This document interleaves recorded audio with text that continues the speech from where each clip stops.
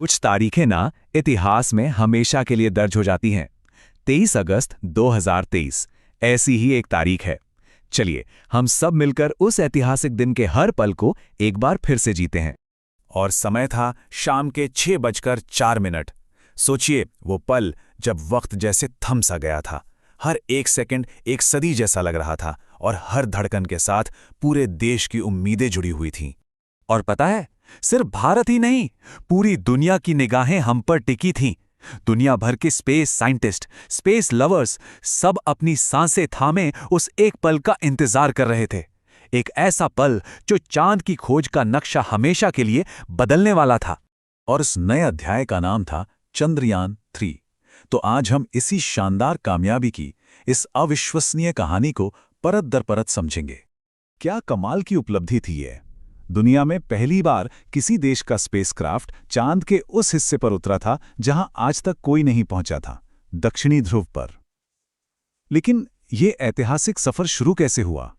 कहां से हुई इसकी शुरुआत? तो चलिए कहानी की शुरुआत से शुरू करते हैं। हर महान सफर की शुरुआत एक पहले कदम से होती है ना? और चंद्रयान-3 का पहला कदम था एक ऐसा टेक ऑफ जिसने सचमुच धरती को हिला दिया। तो तारीख थी 14 जुलाई 2023, जगह थी सतीश धवन स्पेस सेंटर। और हमारा सबसे ताकतवर रॉकेट LVM-3, जिसे हम सब प्यार से बाहुबली भी कहते हैं, चंद्रयान-3 को उड़ा। इसी रॉकेट का भरोसेमंद होना ही इस मिशन की कामयाबी के लिए सबसे जरूरी था। लेकिन देखिए, इस मिशन का मकसद सिर्फ चांद पर पहुंचना नहीं था। इसके लक्ष्य बहुत साफ और बड़े थे। 3 बड़े मकसद थे। पहला, चांद पर सेफ और सॉफ्ट लैंडिंग करना। दूसरा, रोवर को चांद की सतह पर सफलतापूर्वक चलाना।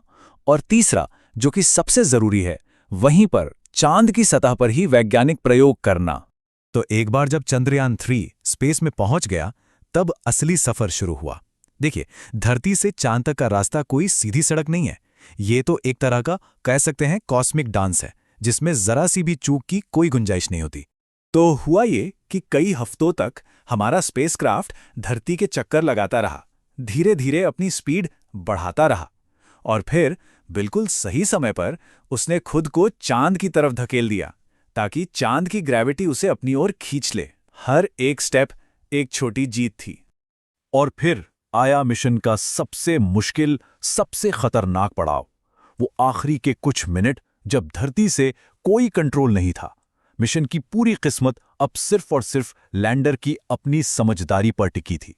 इन्हें 15 मिनट्स ऑफ टेरर या 15 मिनट का रोमांच भी कहते हैं, क्योंकि धरती से चांद तक सिग्नल पहुंचने में टाइम लगता है। मतलब उन 15 मिनटों के लिए लैंडर विक्रम पूरी तरह से अकेला था। उसे खुद ही ब्रेक लगाने थे, खतरों से बचना था और लैंड करने के लिए एक सेफ जगह ढूंढनी थी। सारे फैसले खुद। लैंडर ने अपनी स्पीड कम की, सतह को स्कैन किया, एक सही जगह तलाशी, और इधर धरती पर हम सबने अपनी सांसें थाम ली थी। और फिर वो आवाज गूंजी जिसका सबको इंतजार था। सॉफ्ट लैंडिंग सफल। भारत चांद पर पहुंच चुका था। क्या ऐतिहासिक पल था वो! आने वाली पीढ़ियों के लिए एक मिसाल। इस पूरी कामयाबी के 2 हीरो थे।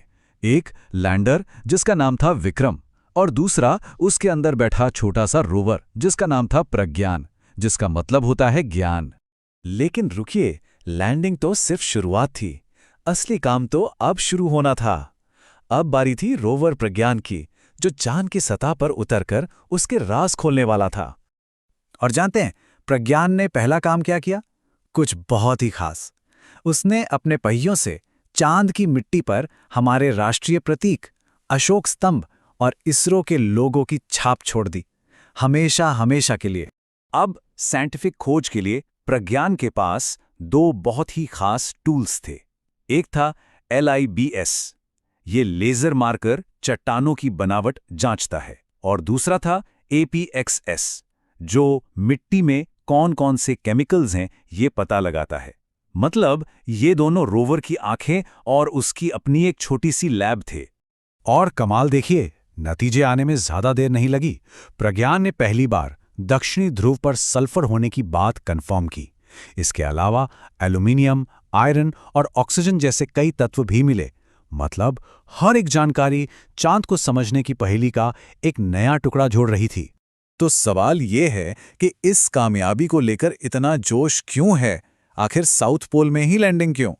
इसका राज छिपा है उस जगह में ही, यानी चांद के रहस्यमयी दक्षिणी ध्रुव में। तो आखिर क्या है ऐसा इस साउथ पोल में जिसके लिए दुनिया भर की स्पेस एजेंसियां इतनी कोशिश कर रही हैं? देखिए, ये इलाका हमारे सोलर सिस्टम की सबसे ठंडी और मिस्टीरियस जगहों में से एक है। यहाँ ऐसे ऐसे गड्ढे हैं जहाँ अरबों सालों से सूरज की रोशनी ही नहीं पड़ी, और साइंटिस्ट का मानना है कि इन्हीं गड्ढों में पानी बर्फ के रूप में जमा हो सकता है।